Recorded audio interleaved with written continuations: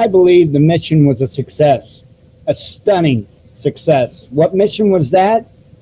The mission of getting people to beg for martial law. Yeah, that mission. We'll discuss that right after the intro in the Daily Bible chapter. Hang in there. It's going to be a good show, folks.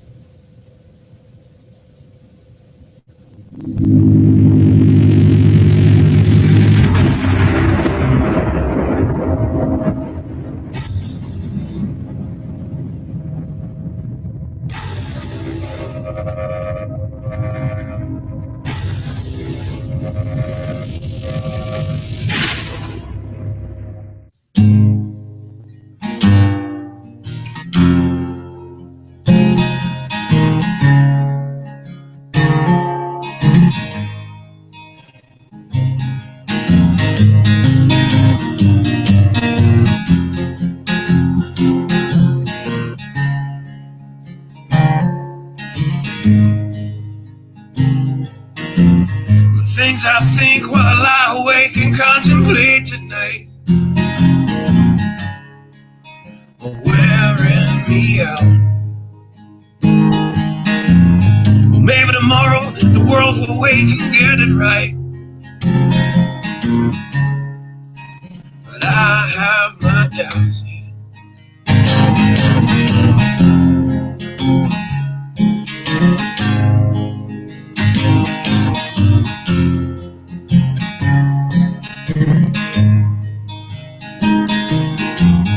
During the day, well, I design machines of war that scream through the sky. 'Cause I, for one, I like to go to bed free at night under these stars and stripes. And I have no doubt that we're coming down. Yes, I have my doubts,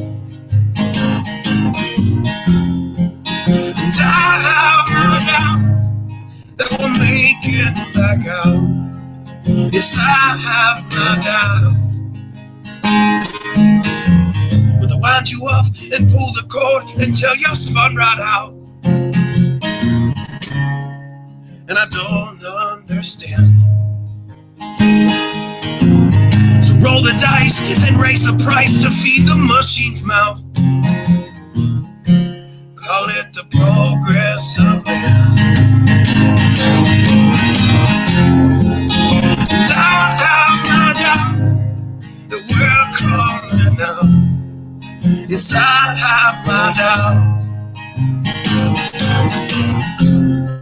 And I have my doubt that we'll make it back out.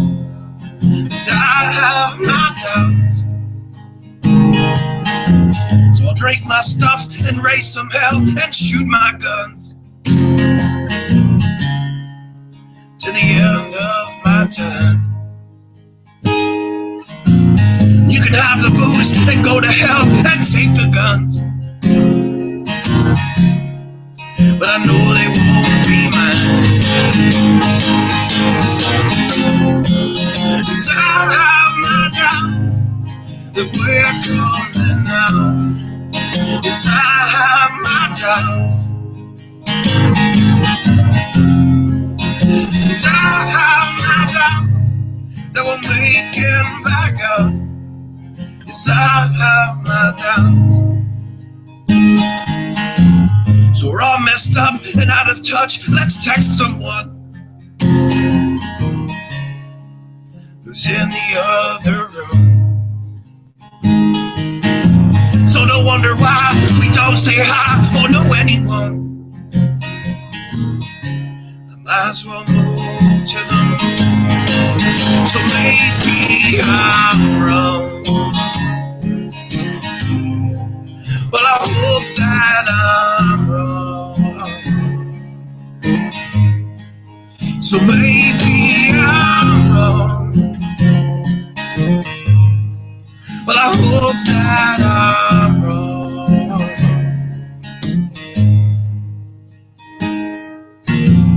Well, the things things I think while I lie awake and contemplate tonight. Wearing me out.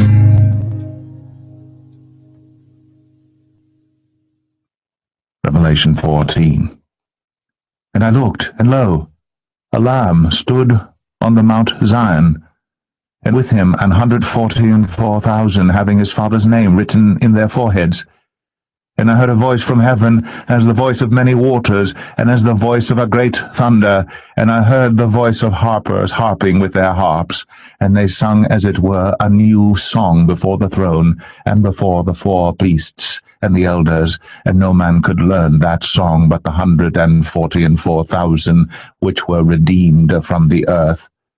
These are they which were not defiled with women, but they are virgins.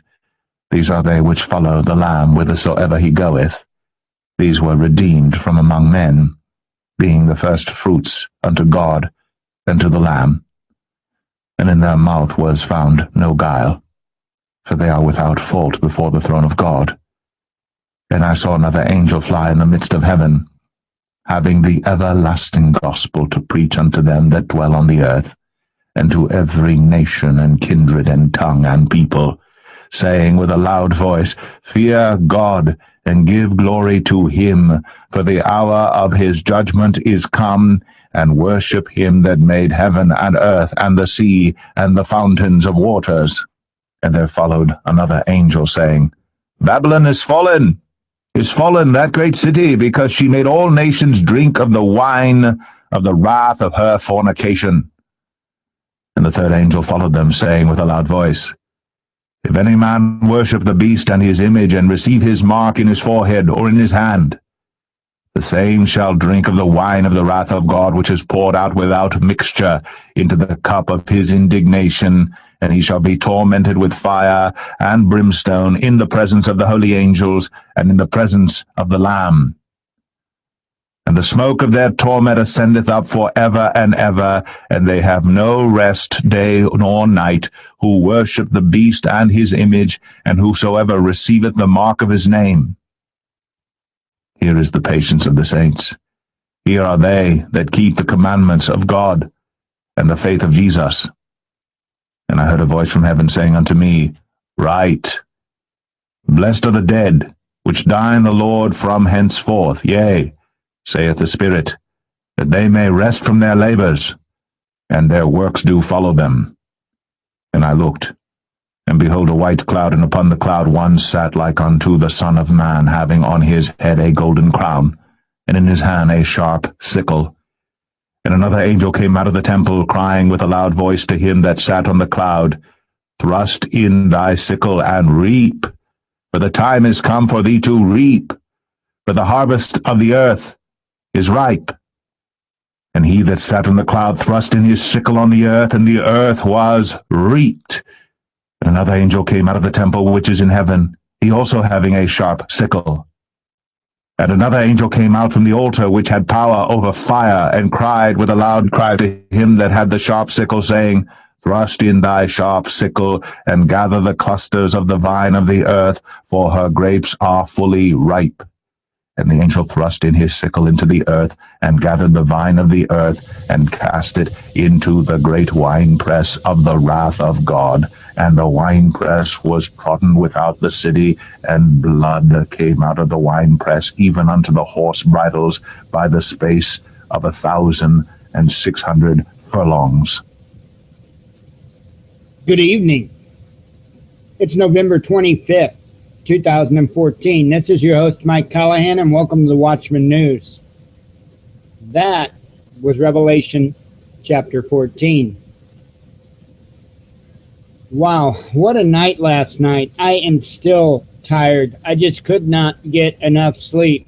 I was highly blessed. I'm highly honored by the response that the live show got last night. I had like 586 viewers total as I did the show, and wow, it's crazy what it has gotten to. I'll have to take a peek here. I don't even know what it's up to.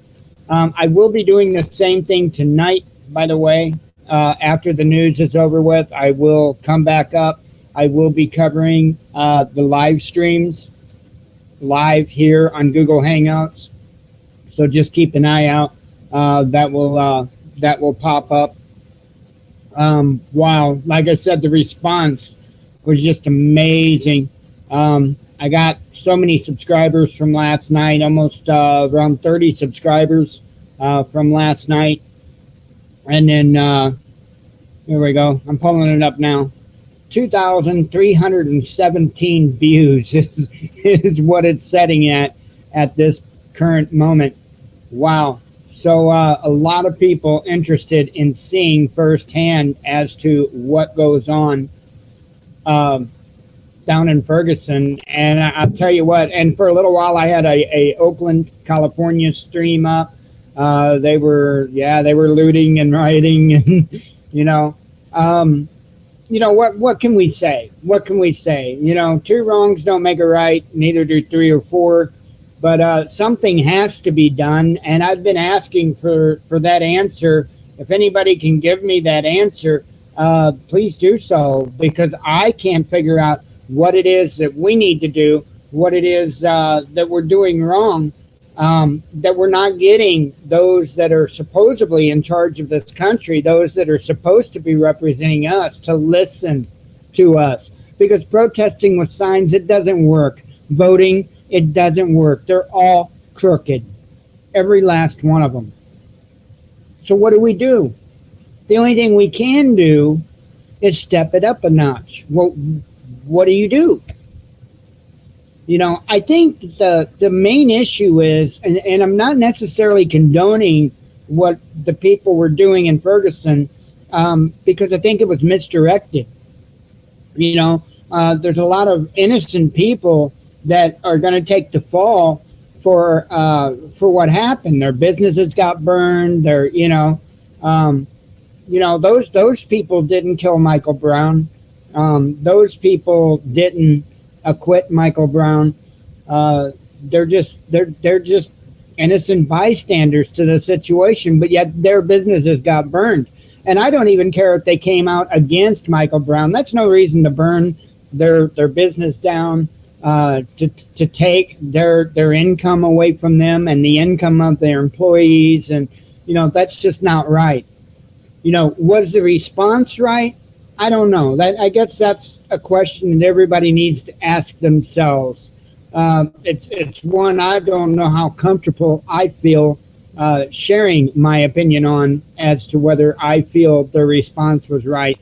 I will tell you, though, I definitely think that it was misguided. I think it was misdirected, because it was innocent people that have to pay for this. And I mean, we all knew it was going to happen. It's probably going to happen again tonight. We'll see. At the same time, I think you're going to see a very heavy hand brought down tonight. And I think that was the goal. I think that was the mission. That's what I was talking about when I opened the show tonight. I really think that this is another case of problem, reaction, solution. And that's what's going on here, because I was there. I wasn't physically there, but I mean, I had the live streams up. I was rebroadcasting the live streams, and I'd seen firsthand how they weren't doing anything at all to stop the looters, to stop the rioters. They weren't even by them. The police were all gathered around all the people that were just protesting and marching and singing chants and the peaceful people that weren't doing nothing. They weren't even nowhere near where the rioting and the looting was going on. I know if you go back and you watch the live stream, you'll see where a lady is in her car driving down, I think it's West Florissant Avenue or whatnot. I don't know the streets over there. And buildings are on fire. And I mean, all kinds of craziness is going on, right? Not a single cop. Not a single cop. But they get over by the Ferguson Police Department where people are peacefully protesting, and you got a line of actually 2 lines of militarized police. But see, that's not what you're going to see on the mainstream media. You're not going to see that. You're not going to see how they just let the rioters riot and the looters loot. They did this back in August after this incident first happened. They did the exact same thing. And then they turned it and made it look like it was the protesters, the peaceful demonstrators, that were the ones that were just wreaking havoc on the city. That was not the case. And again, last night, that was not the case. So why would they do something like that? I can pick my brain and pick my brain. I can only come up with one single answer. Problem, reaction, solution. To get people to beg, to get people to ask for help, for security, for safety, so that they can stomp that boot down on our heads a little bit harder. And that is what they did today. It's ridiculous. It's ridiculous. So anyway, like I said, we're going to do our show, our normal show. It might end just a little bit early.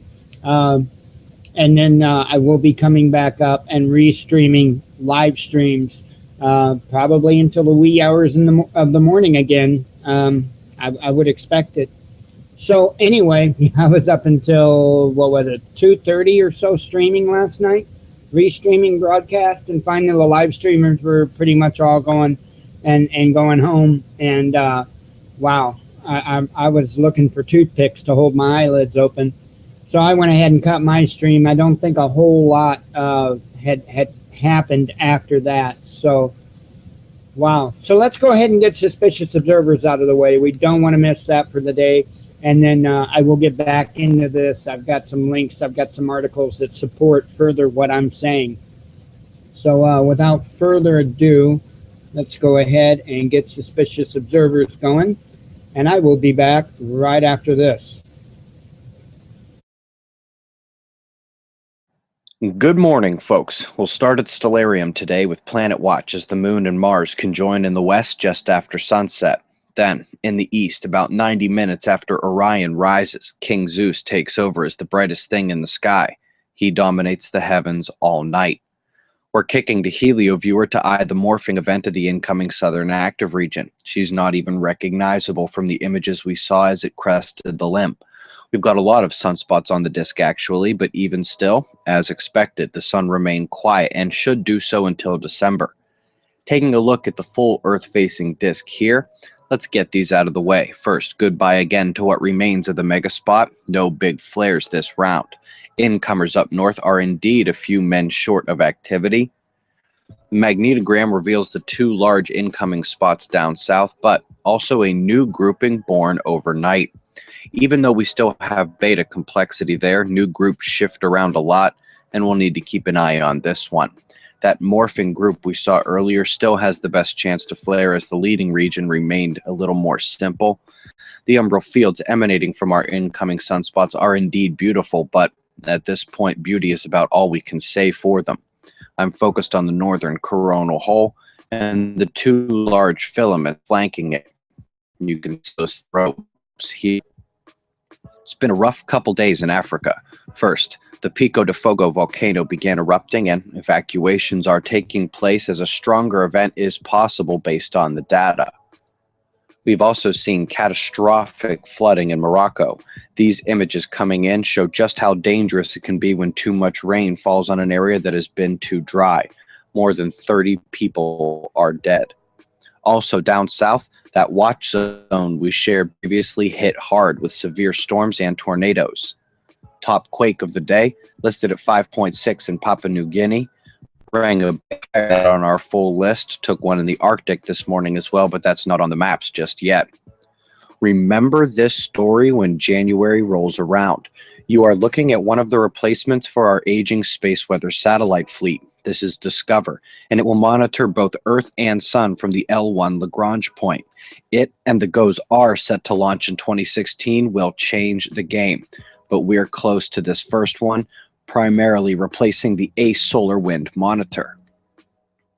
The Mobile Observatory is in Jacksonville, Florida today. Our event is from 11 a.m. to 2 p.m. And as always, folks, if you want the details about this or our future events, gotta head over to observatoryproject.com. Hope to see you out there.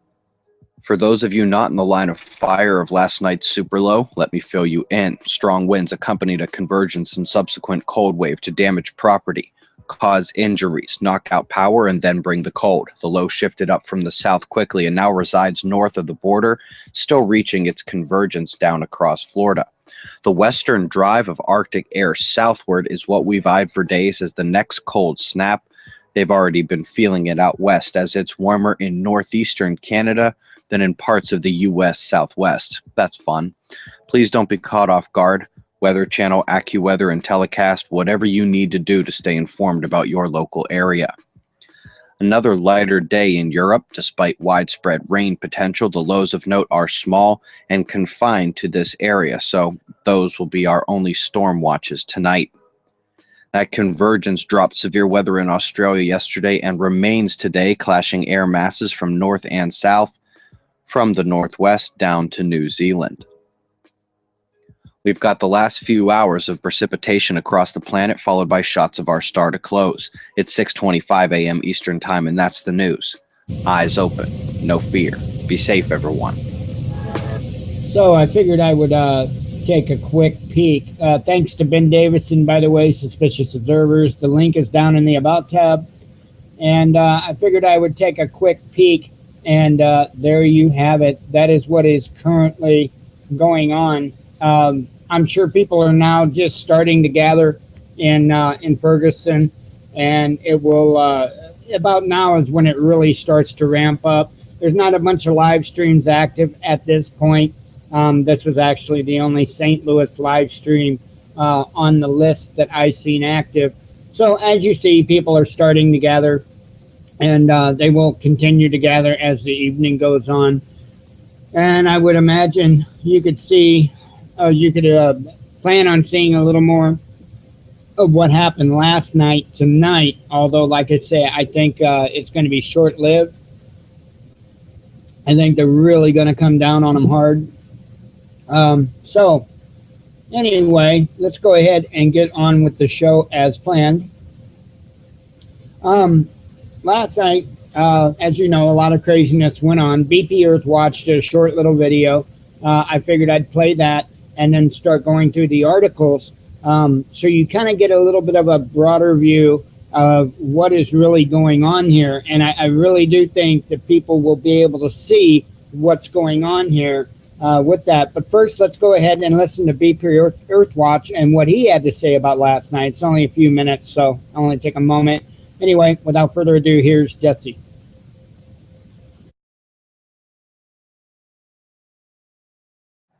Good morning, folks. We'll start at Stellarium today with...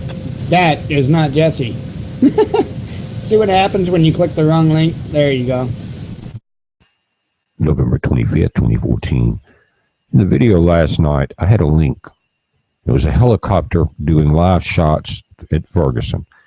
And I watched a good bit of it myself, and even after I went to bed, I left the recorder on, and it got about 4 hours, almost up until daylight.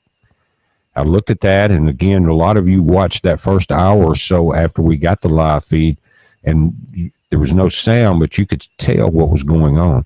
And in my opinion, they allowed this to happen.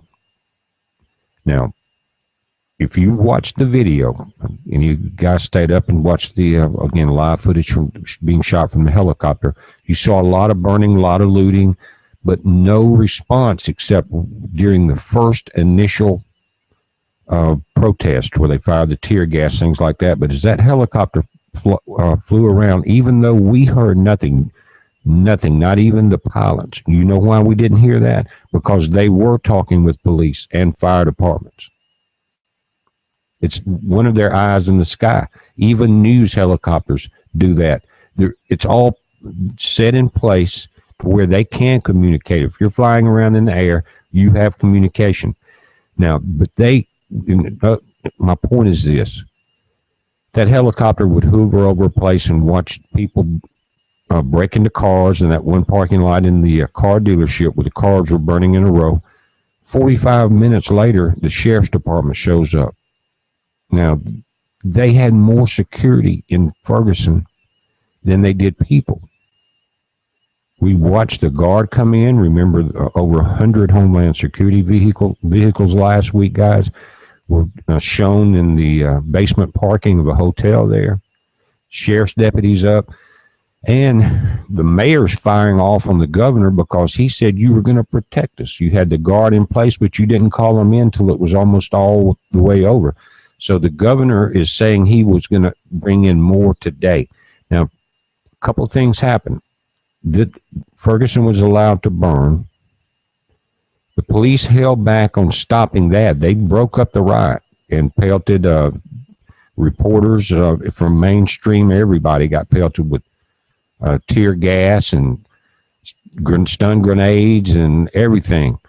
But nothing was done to stop the burning and looting. It was obvious this helicopter had communications. That's why they were silent as far as what we were hearing.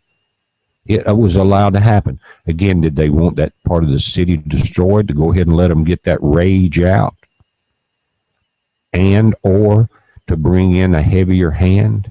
More police presence, a more military state in this area. I think it's an experiment. Tonight, there are 115 cities on the list that activists are set to rally at. Now, again, you got it's not just me, but the mayor there and some of the city officials are saying the same thing I am, that there was a holdback on police and fire department response. They tried one or two places and then said they had to pull back. But guys, just the police presence in a couple of areas would have stopped a lot of what we saw. Now, again, tonight will be a time to watch 115 different cities.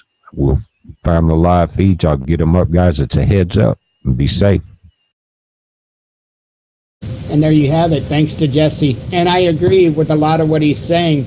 You know, come on, 100 DHS agents, 100 FBI or whatnot. They already had, 700 or so National Guard, and yet we saw nothing. We saw none of them. Interesting. Very, very interesting. And then we get this report, and this is from Zero Hedge. However, it is a confirmed report. I know some of their stories, don't know if you can quite trust them. This is this is confirmed. 2,200 National Guard troops to be deployed in Ferguson tonight, up from 700.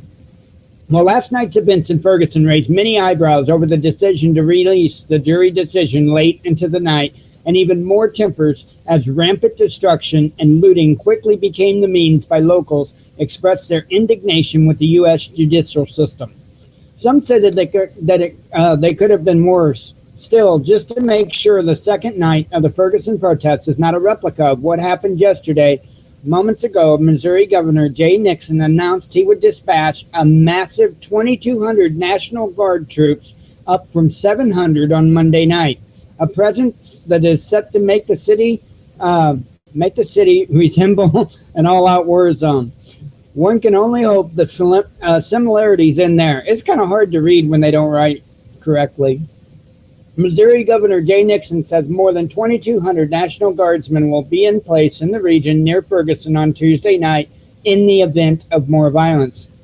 He said Tuesday that hundreds more will be deployed to Ferguson, where fires and looting erupted Monday night after word that a grand jury decided not to indict a white police officer who fatally shot 18-year-old Michael Brown.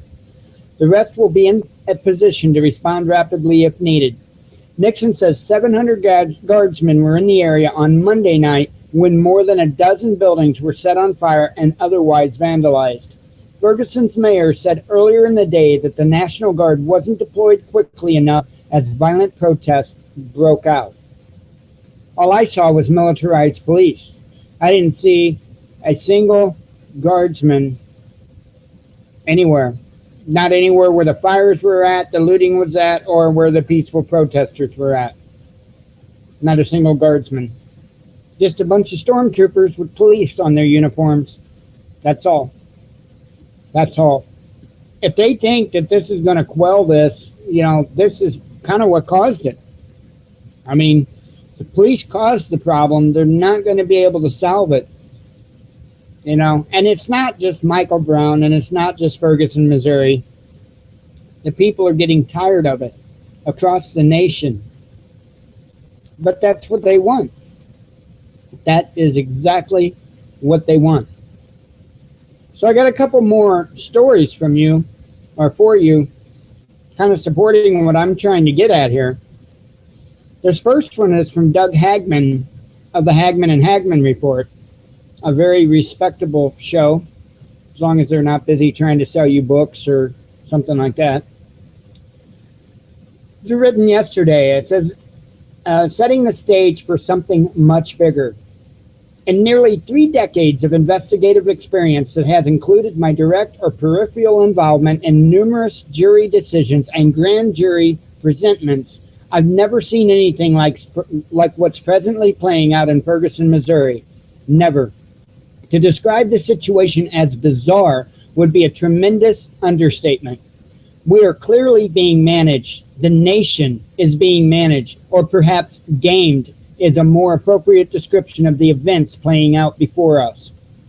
What we are witnessing right now is not about seeking or understanding the facts and pursuing justice in the case of an officer-involved shooting death. Judging by the ritualistic dance taking place center stage, perhaps it never was, at least at the highest levels of government. Instead, it's the Super Bowl of grand jury announcements, and it has nothing to do with who wins or loses, as there will be no winners, only losers. The biggest loser of all, except for those whose lives were directly impacted, is our nation.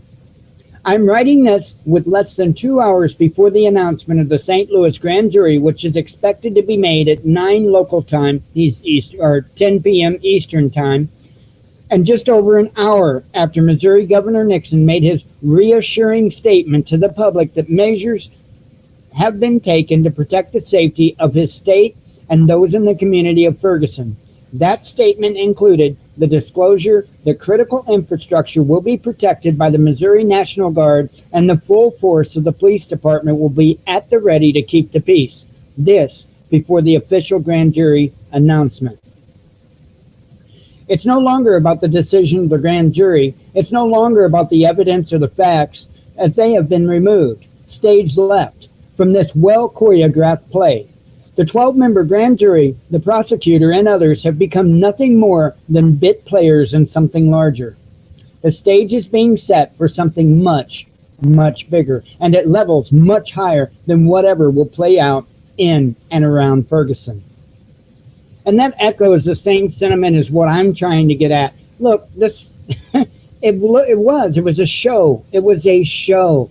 I mean, come on. He was on for, about 45 minutes because he came on about a quarter after Nixon, or not Nixon, but whatever his name was. And then he just drug it out and drug it out and drug it out. And about midway, he just kind of real smoothly kind of says what the decision is and then goes on a long spiel, constantly repeating the same points over and over and over. And it was wow. I watched it and it was just, I live streamed it. I did a live Google Hangout and where it was announced and I was just like, wow, you're just repeating the same exact stuff all over again. And it just looked like it was just like he said, a choreographed play. I mean, I couldn't have worded it any better. So I think Hagman is definitely on point there. There's another article that I think is real close too, by Gavin Syme, and this guy is taking social media and YouTube by storm here in the last couple of months or so. So he wrote an article. Everyone was duped last night. Stand with liberty, not police, not rioters. The zombie apocalypse is not what they say. Those zombies are mindless citizens who follow what they are told, no matter how vile. The only thing I want to incite is peace, reason, and liberty. We are watching the wrong story, and it's not over. Here's what happened, and here's why it matters. As usual, I'm going to say what's not popular. I watched from the inside last night. Not the news, but real information. Direct reports from trusted people, Twitter feeds, and media from the street as it was happening. I combed info that most saw twisted and third hand on Fox and MSN. I was there too. Mobs of people who, like most mobs, have no concept of why they are hurting others. Their behavior was vile, and it was exactly what the tyrants needed. Next, there will be lots of uniformed folks, people protesting against so-called police abuse case meant to cause division. All while there are many clear-cut abuse cases we could be using as examples for real reform. It was a massive distraction, and most had no idea what they were standing for or against. Police inciting. Yes, they were intentionally escalating in concert. I have first-hand reports, and I watched it happening. That was blatantly clear in Oakland, where police were shooting rubber bullets and tossing gas and flashbangs at people who were not committing any crime. Don't try to convince yourself that they were just doing what they had to do. I watched. The government knew unrest was coming. Their actions were not random or those of overreaction in the moment. They were planned. These were not the actions of a group trying to de-escalate, but of a group trying to incite riot while appearing they were there to make us safer. My guess is many of the officers themselves had no idea what was at play. People on all sides of the political spectrum watched the bad reporting. One side supporting a lawless mob and the other side supporting more government overreach in the name of much-needed safety and order without really looking. America fell right into the hands of the people controlling the conversation. The people that want to take liberty in the name of security, which is why we must stop letting tyrants control the conversation and start leading it. The Browns, Darren Wilson, the rioters, the police, they are tools that are being used to divide people. The issue of liberty is always the same. Neither side had any part with liberty last night. You need to realize that to understand what's coming and what the bigger picture is, this was not an accident. And folks, I've been saying these same sentiments the entire time. Both sides of the political spectrum are playing into the hands of those that are really behind this mess. The stooges for race bait, freebies, and hate are doing exactly what tyrants want because they work in mindless rage against each other rather than against the real enemy, tyrants and lawlessness. The conservatives are doing a similar thing. To counter the craziness, they welcome more government intervention.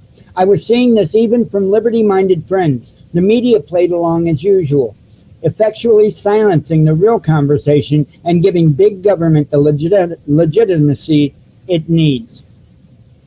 How can we keep the peace? Oh, that's easy. They will protect us. They will send in National Guard and more support. Next, they make more laws and get more aggressive. It does not stop. Remember the Patriot Act? Eventually, we get martial law, gun confiscation, and worse. The question is, will you be duped or will you stand for liberty? We all need to look at the bigger picture. What's happening is not a race riot. It's a battle against liberty that is far better orchestrated than people think. The tyrant faction is turning everyone against each other so that we will leave the real issues alone. We have forgotten God, principle, and courage in America, and it's crumbling our foundation. Liberty operates on values. It does not say, let's break things, because injustice has been done. Nor does it say, give up liberty so that justice can be had. It looks for truth. It stands up for its neighbor, and it stands on principle. It never backs down, and it does not see clothes, badges, or skin color. It sees liberty alone, and on that liberty we stand. Things are bad in America, but don't worry. The government will fix it for the sake of national security. This is a ploy, America. It's time to wake up, pray for liberty, stand principled, Turn off the mainstream news and start rightly dividing the words of truth and liberty. Be prepared to protect your family and friends because it's not over yet. We stand. Signed, Gavin. Well, Gav. I thought it was an extremely well-written article. Extremely well-written article. The link's down there in the About tab. Yeah, I got a little fired up reading it. Because, wow, there's not a lot of people that get it. There's not a lot of people that can pull themselves back away from their own opinions and emotions. And I know that's just another quote-unquote opinion, but this opinion is based on facts, not emotions. That's what I like to hear. I like to hear about truth. I don't like to hear just how somebody feels. It's not that I don't care how you feel. It's I don't want to base my life or your life or anybody else's life on how any one person or group of people feel.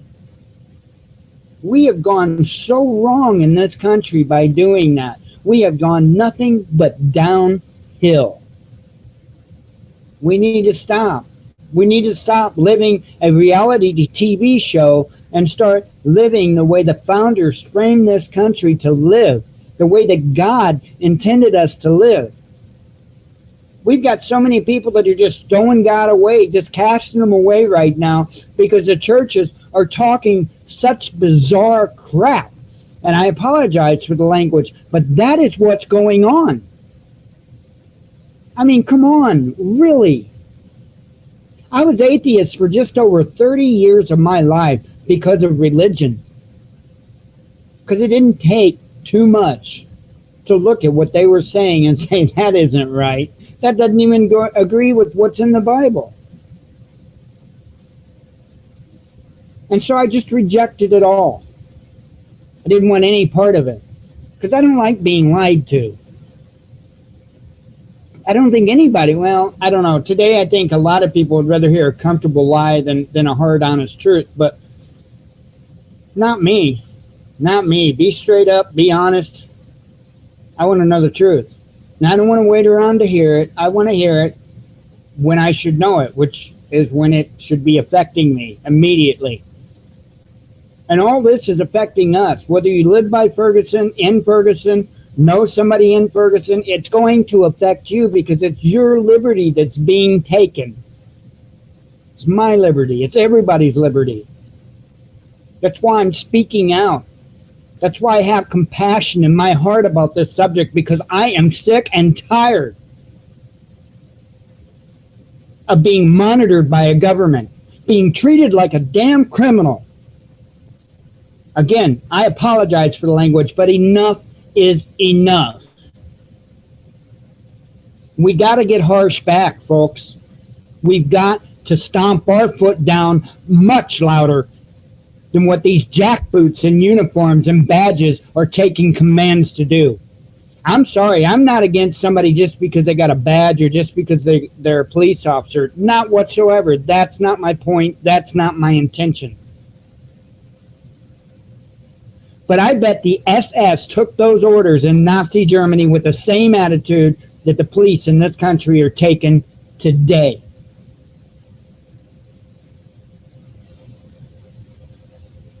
Asking them nicely to stop did not work. Did you read anywhere in history, in your history books, where asking the SS police nicely, will you please stop? Will you please stop oppressing the Jews? Did that work? No.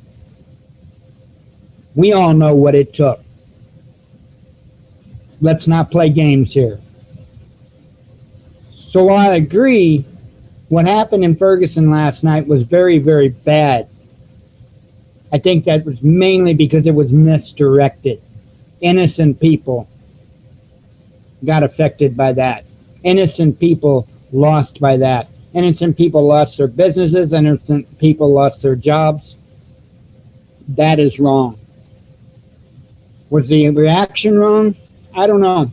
It's not for me to say. It's it is for me, myself, and I. But I'm not here to say that for you. I can't say that for you. That's a decision that has to come from within your own heart. I just think it was misdirected. think it was misdirected. And it happens all the time. So anyway, I'm sorry I got off on a rant and no, I'm not. No, I'm not. We need to get passionate about it. I'm not really sorry. I'm sorry for cursing.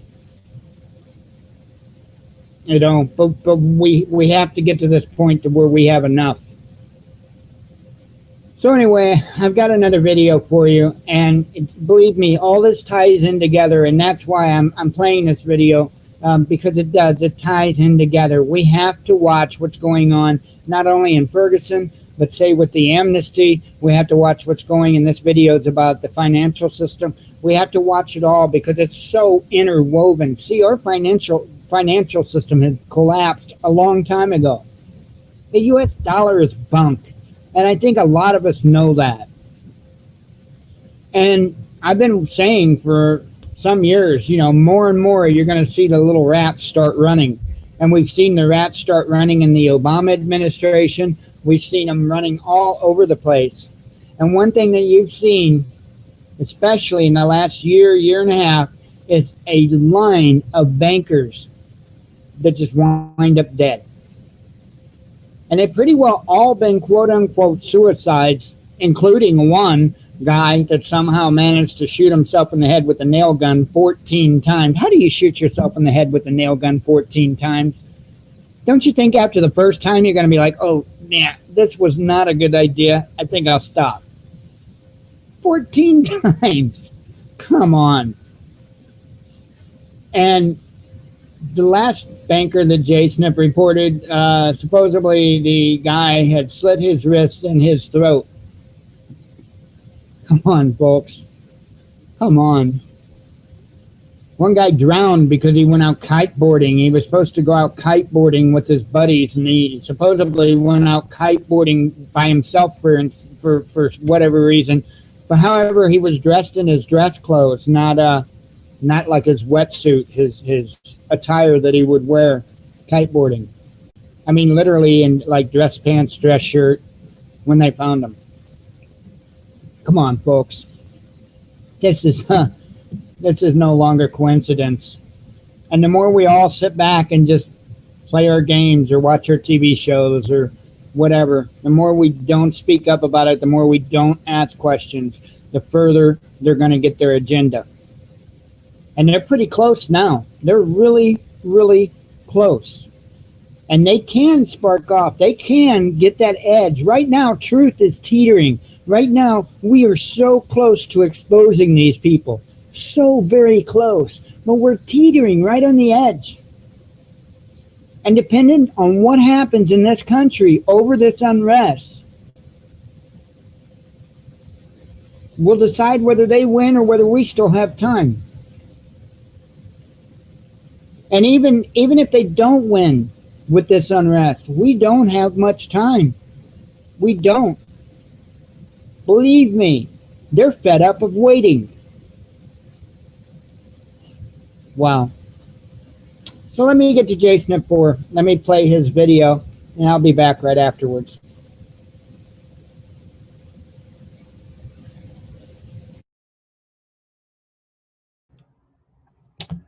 Well. Another banker dead. Now, up until now, suicide. Guess this one's a little harder to call suicide.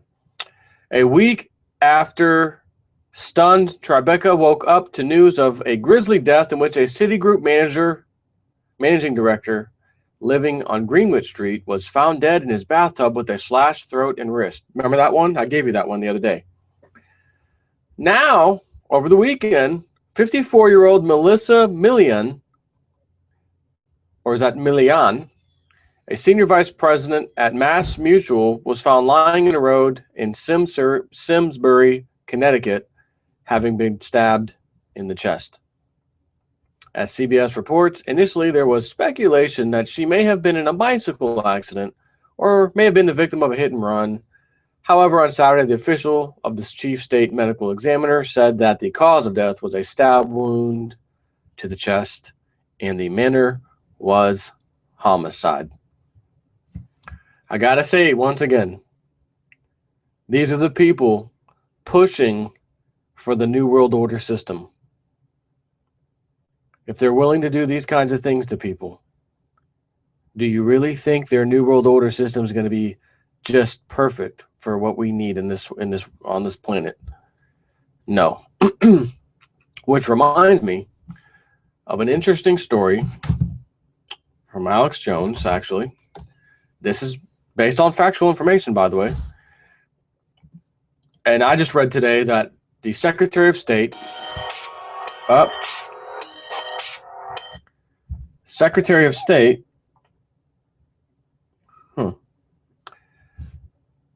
has been let go, but not let go.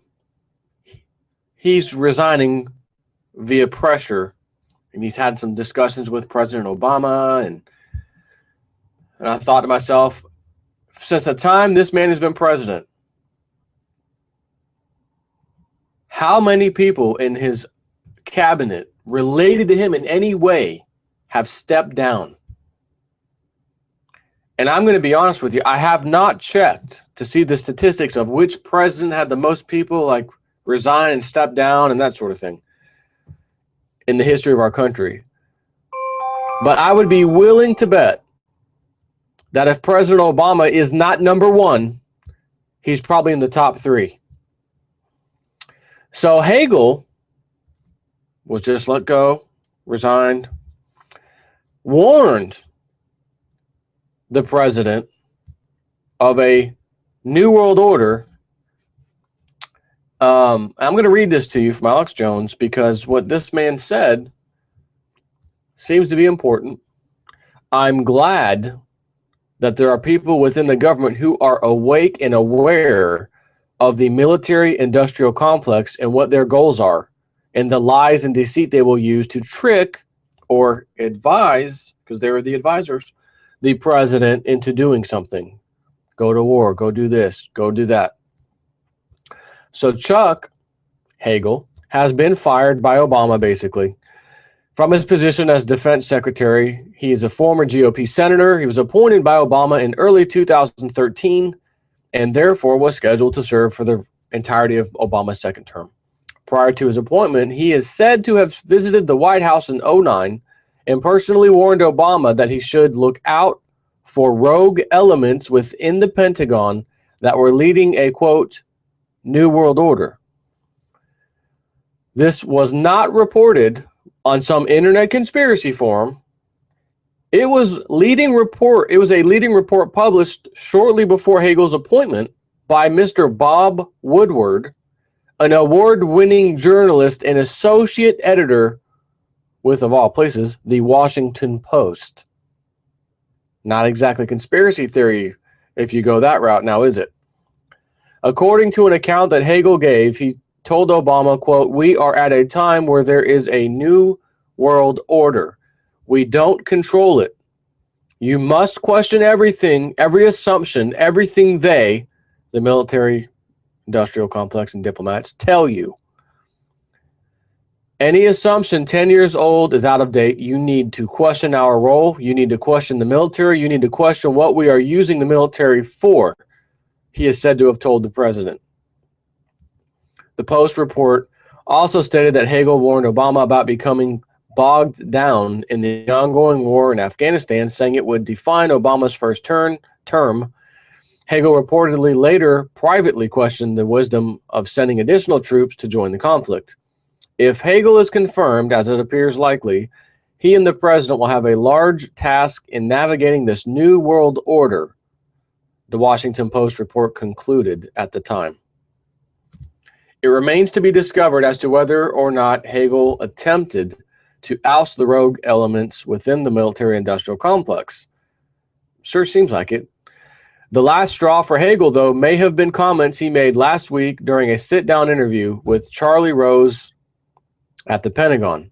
During the exchange, Hagel expressed a belief that U.S. military action against ISIS was indirectly benefiting the Syrian President Bashar Assad, comments that were sure to have been unwelcomed by the powers that be, given its push for airstrikes against the Syrian government last year. Hagel also said that the world is damn dangerous, adding that the U.S. military is unprepared. So it looks like old Hagel had to go, which is good and bad. It's good that we have people, again, if this all appears to be true with this guy, that understand what's happening, is trying to look out for the Americans and America, and warn the president personally, privately, you're being taken advantage of. Question everything that comes to you because they're trying to push this new world order. The sad part is Obama is basically letting him go. They're saying he's resigning. He and the president came to an agreement. Therefore, the military-industrial complex appears to be winning as far as whispering certain things into Obama's ear and Obama listening to them rather than someone like this guy. So that's the sad part, but it is what it is. Take care. There you go. There you have it. Well, we have got a lot on our plates. Let's keep a close eye of what's going on. All right, that's what I've got for you tonight.